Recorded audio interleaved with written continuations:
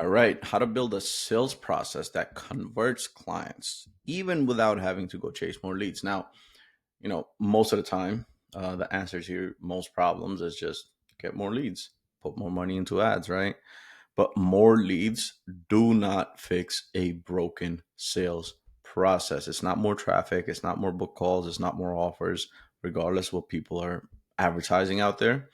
If your system can't convert what's already coming in, you're just pouring water into a leaky bucket. You have to fix your holes first, right? More leads is a trap, usually sent out by marketers, right?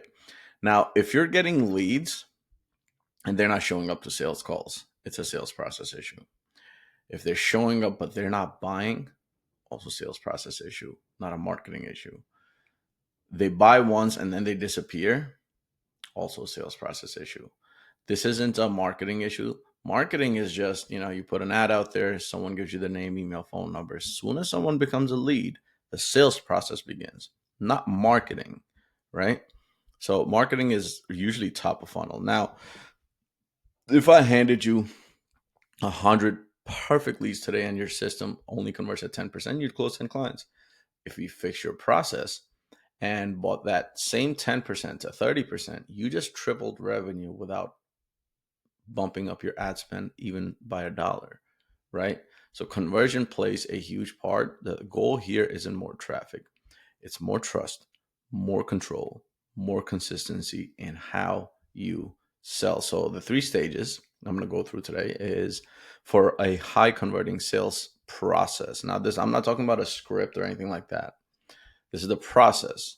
So stage one is the pre-call, before someone jumps on a call with you or your closer. Everything that happens before the call, your positioning, the pre-call experience people go through, how you frame the offer, what they're going to expect on the call, like set the right expectations, right? Everything that's happening before. You want the leads to show up educated and engaged, not just curious, right?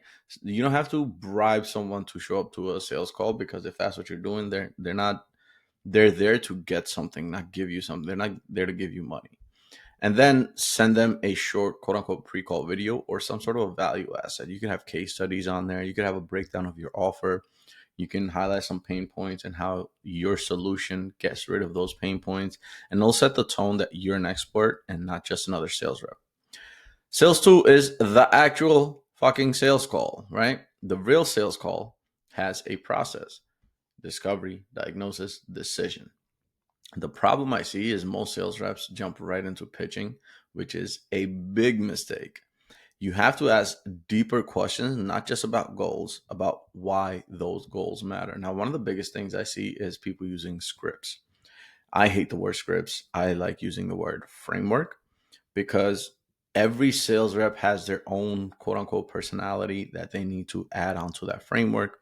And the words themselves don't really mean that much. It depends on how a salesperson can deliver those words, right? If I just need someone to read a fucking script, I can just replace all closers with AI. That is not reality. I cannot do that. I need true closers, right? So you're not just selling a service or program, you're selling clarity, confidence, and a path forward. You're selling a solution. You're selling a, uh, you know, it's especially in a B2B scenario, it's a very transactional thing, and it's a very transformative thing for the business as well. Um, you, the actual sales call cannot be just a script. It cannot be going into just pitching and asking basic question. Hey, how do you feel? None of that shit. Like, you have to build a framework that goes deep, where they're currently at, where they're trying to get to, what's kept them from getting there, what they've tried, why this approach they feel like is going to be good, why they're having this conversation now, what happens if they don't do anything, so on and so forth. But like deep, right? And then stage three is just post call, right? What happens next? And this is where most people drop the ball. If they didn't buy, what is your follow up sequence like? We're in 2025, about to go into 2026. The trust level of most prospects is very low. Everyone, has been burned in the past, especially in the B2B space and also in the B2C space, biz ops and stuff like that.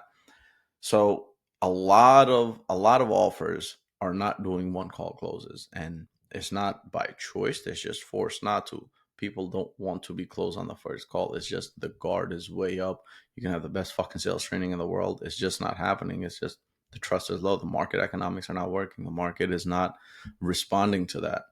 So because of that, you have to have a dialed in sales process. You need multiple touch points, and they need to have a sales rep or a closer that feels like they actually give a fuck, right? You can't be like an every other sales rep, or if you're a business owner watching this, follow up with your prospect. Give them a personalized follow up, not automations and shit. Obviously, you got to have all that stuff as well, but you got to set up some reactivation systems, some reactivation SOPs, or you're just going to leave deals dead in the CRM. Send either you, if you're a business owner, or your closer, have them send a personalized loom based on what the prospect told you, right? Send them that. Add value to them without asking for anything in return. And I promise you, 10 times out of 10, you are going to stand out, because most salespeople, especially in the online space, are very, very fucking entitled. And that's why they suck. And then that's why they go from one offer to another. Now, as far as sales actual framework go, I'm going to give you a mini framework. I'm not going to dive too deep into this because this is more about sales process. But again, you go into problem awareness, right? What is the problem? What's not working right now? The impact. What is that thing costing you? What is the opportunity cost of that, right? Future vision. Where do you want to be in 6 months, 12 months, whatever, however long your service takes? What is the gap? What is that bridge? What's missing that's keeping you stuck? And then commitment. Do you want help closing that gap? Very similar. Now, the goal here is to build all of this into a repeatable system, right? Once you have these three stages dialed in, step one, step two, step three, the goal is to make it repeatable. And here's how that looks like. You have to use a simple CRM pipeline tool. Stop writing shit down. It's crazy how many business owners I still see using Excel sheets and then manually entering everything. You need to track every stage: lead to booked to show to close to follow up, right? This is a sales process metrics, not marketing.